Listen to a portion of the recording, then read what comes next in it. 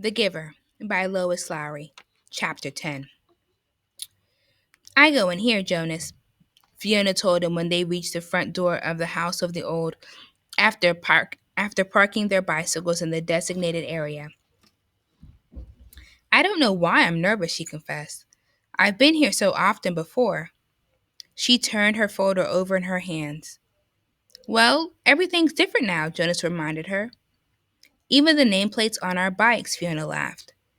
During the night, the nameplate of each new 12 had been removed by the maintenance crew and replaced with the style that indicated citizen in training.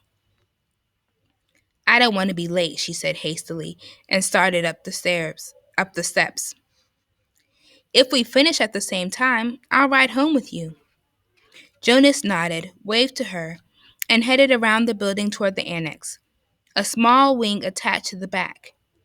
He certainly didn't want to be late for his first day of training either. The annex was very ordinary, its door unremarkable. He reached for the heavy handle, then noticed a buzzer on the wall. So he buzzed instead. Yes? The voice came through a small speaker above the buzzer. It's Jonas. Come in. A click indicated that the door had been unlatched. The lobby was very small and contained only a desk at which a female attendant sat working on some papers. She looked up when he entered. Then, to his surprise, she stood. It was a small thing, the standing, but no one had ever stood automatically to acknowledge Jonas's presence before. Welcome, receiver of memory, she said respectfully. Oh, please, he replied uncomfortably. Call me Jonas. She smiled, pushed the button, and he heard a click that unlocked the door to her left. You may go right on in, she told him. Then she seemed to notice his discomfort and to realize its origin. No doors in the community were locked, ever. None that Jonas knew of anyway. The locks are simply to ensure the receiver's privacy because he needs concentration, she explained. It would be difficult if citizens wandered in, looking for the Department of Bicycle Repair or something. Jonas laughed, relaxing a little. The woman seemed very friendly, and it was true. In fact, it was a joke throughout the community that the Department of Bicycle Repair, an unimportant little office, was relocated so often that no one ever knew where it was. There is nothing dangerous here, she told him. But, she added, glancing at the wall clock, he doesn't like to be kept waiting. Jonas hurried through the door and found himself in a comfortably furnished living area. It was not unlike his own family unit's dwelling. Furniture was standard throughout the community. Practical, sturdy, the function of each piece clearly defined. A bed for sleeping, a table for eating, a desk for studying. All of those things were in this spacious room, though each was slightly different from those in his own dwelling. The fabrics on the upholstered chairs and sofa were slightly thicker and more luxurious. The table legs were not straight like those at home, but slender and curved, with a small carved decoration at the foot. The bed, in an alcove at the far end of the room, was draped with a splendid cloth embroidered over its entire surface with intricate designs. But the most conspicuous difference was the books. In his own dwelling, there were the necessary reference volumes that each household contained, a dictionary, and the thick community volume which contained descriptions of every office, factory, building, and committee. And the book of rules, of course. The books in his own dwelling were the only books that Jonas had ever seen. He had never known that other books existed.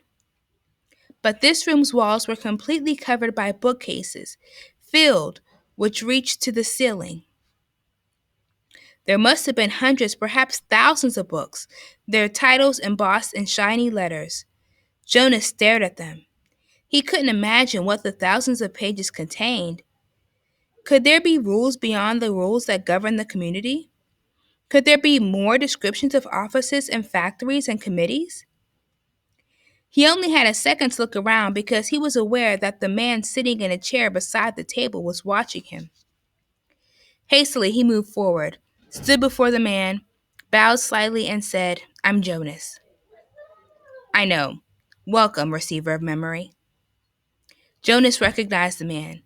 He was an elder who had seemed separate from the others at the ceremony, though he was dressed in the same special clothing that only elders wore. Jonas looked self-consciously into the pale eyes that mirrored his own. "Sir, I apologize for my lack of understanding." He waited, but the man did not give the standard accepting of apology response. After a moment, Jonas went on. "But I think," he corrected, reminding himself that if precision of language were ever to be important, it was certainly important now, in the presence of this man, "that you are the receiver of memory. I was only selected yesterday. I'm not anything at all. Not yet." The man looked at him thoughtfully, silently. It was a look that combined interest, curiosity, concern, and perhaps a little sympathy as well. Finally, he spoke. "Beginning today, this moment, at least to me, you are the receiver. I have been the receiver for a long time, a very, very long time. You can see that, can't you?" Jonas nodded. The man was wrinkled, and his eyes, though piercing in their unusual lightness, seemed tired. The flesh around them was darkened into shadowed circles.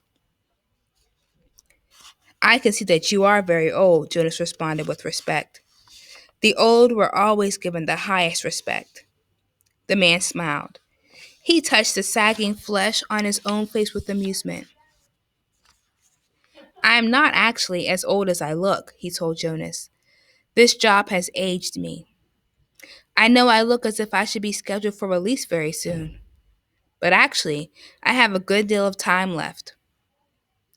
"I was pleased, though, when you were selected. It took them a long time. The failure of the previous selection was 10 years ago, and my energy is starting to diminish. I need strength. I need what strength I have remaining for your training. We have hard and painful work to do, you and I." "Please sit down," he said, and gestured toward the nearby chair. Jonas lowered himself onto the soft cushioned seat. The man closed his eyes and continued speaking. "When I became a 12, I was selected as you were. I was frightened, as I'm sure you are." He opened his eyes for a moment and peered at Jonas, who nodded. The eyes closed again. "I came to this very room to begin my training. It was such a long time ago. The previous receiver seemed just as old to me as I do to you. He was just as tired as I am today." He sat forward suddenly, opened his eyes, and said, "You may ask questions. I have so little experience in describing this process. It is forbidden to talk of it." "I know, sir. I've read the instructions," Jonas said. "So I may neglect to make things as clear as I should," the man chuckled. "My job is important and has enormous honor, but that does not mean I am perfect. And when I tried before to train a successor, I failed. Please ask any questions that will help you." In his mind, Jonas had questions. 1,000, 1,000,000 questions. As many questions as there were books lining the walls. But he did not ask one. Not yet. The man sighed, seeming to put his thoughts in order. Then he spoke again. "Simply stated," he said, "although it's not really simple at all, my job is to transmit to you all the memories I have within me, memories of the past." "Sir," Jonas said tentatively, "I will be very interested to hear the story of your life and to listen to your memories." "I apologize for interrupting," he added quickly. The man waved his hand impatiently. "No apologies in this room. We haven't time." "Well," Jonas went on, uncomfortably aware that he might be interrupting again, "I am really interested. I don't mean that I'm not, but I don't exactly understand why it's so important. I could do some adult job in the community, and in my recreation time, I could come and listen to the stories from your childhood. I'd like that. Actually, he added, I've done that already in the House of the Old. The old like to tell about their childhoods, and it's always fun to listen. The man shook his head. No, no, he said. I'm not being clear. It's not my past, not my childhood that I must transmit to you. He leaned back, resting his head against the back of the upholstered chair. It's the memories of the whole world, he said with a sigh.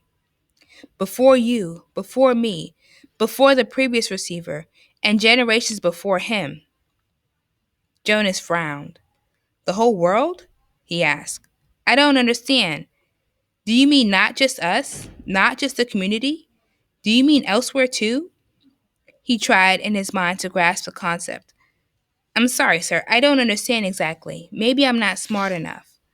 I don't know what you mean when you say the whole world or generations before him.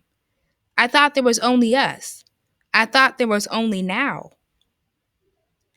There's much more. There's all that goes beyond, all that is elsewhere, and all that goes back and back and back. I received all of those when I was selected, and here in this room all alone, I re experienced them again and again. It is how wisdom comes and how we shape our future. He rested for a moment, breathing deeply. I am so weighted with them, he said. Jonas felt a terrible concern for the man suddenly. It's as if the man paused, seeming to search his mind for the right words of description. It's like going downhill through deep snow on a sled, he said finally. At first, it's exhilarating, the speed, the sharp, clear air. But then the snow accumulates, builds up on the runners, and you slow. You have to push hard to keep going, and he shook his head suddenly and peered at Jonas. That meant nothing to you, did it? He asked. Jonas was confused. I didn't understand it, sir. Of course you didn't. You don't know what snow is, do you? Jonas shook his head. Or a sled? Runners? No, sir, Jonas said. Downhill? That term means nothing to you. Nothing, sir. Well, it's a place to start. I've been wondering how to begin. Move to the bed, lie face down, remove your tunic first. Jonas did so, a little apprehensively. Beneath his bare chest, he felt the soft folds of that magnificent cloth that covered the bed. He watched as the man rose and moved first to the wall where the speaker was. It was the same sort of speaker that occupied a place in every dwelling. But one thing about it was different. This one had a switch, which the man deftly snapped to the end that said off. Jonas almost gasped aloud. To have the power to turn the speaker off? It was an astonishing thing. Then the man moved with surprising quickness to the corner where the bed was. He sat on a chair beside Jonas, who was motionless, waiting for what would happen next. Close your eyes, relax. This will not be painful. Jonas remembered that he was allowed, that he had been encouraged to ask questions. What are you going to do, sir? He asked, hoping that his voice didn't betray his nervousness. I'm going to transmit the memory of snow, the old man said, and placed his hands on Jonas's bare back.